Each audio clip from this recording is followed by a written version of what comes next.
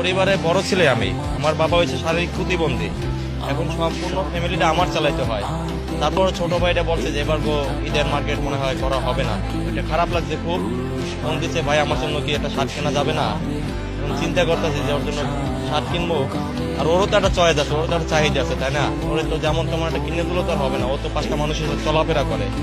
এই হিসাব করে এখন চিন্তা করতেছি বাড়ি টাকা পাঠাবো, নাকি ওরে শার্ট কিনে দেবো, নাকি আমার বোনের কিছু দেবো, নাকি বাপ মার জন্য কিছু দেবো। দেখা যায় এখন যদি মার্কেট করি, আমি স্যালারি পাইছি কত, 17,000 টাকা পাইছি, স্যালারি কম ছাড়ছে, ঠিক আছে। এখন এখান থেকে 15,000 টাকা বাড়ি পাঠাই দিছি, বুঝতে পারছেন? এখন আছে আমার দ্বারা 2,000 টাকা আছে, ওটা দিয়ে এখন আমার ম্যাচ চালাইতে হবে, এখানে আমার খাইতে হবে। এখন টার্গেট আছে ঈদে একটা ডিউটি করবো, ঈদে ডিউটি করে যদি ওইখান থেকে কিছু টাকা পাই তাহলে বাড়ি কিছু পাঠাবো। আর দেখি বাবা মাকে বলছি যে একটা ছোট ভাইকে অন্তত, যে দেখো ও তো ছোট মানুষ, ও তো বোঝে না, ও 12-13 বছর বয়স, ওর জন্য একটা শার্ট কিনতে বলছি। সেটা আর আমার কোনো বাজেট নাই আর কি, বুঝতে পারছেন? কারণ আমার ফ্যামিলি না, নিজের নিজের জন্য কিছুই নেই, নিজের জন্য আসে যে কোম্পানির শার্ট, এছাড়া আর কিছুই নাই, ঠিক আছে।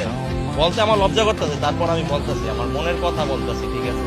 আমারও মন চায় যে আমার ফ্যামিলিটাকে আমি বছরে একবার একটু কিছু কিনে দেই বা একটু কেনাকাটা করে দেই, ঠিক আছে। কিন্তু আমার ওই যে শখ আছে কিন্তু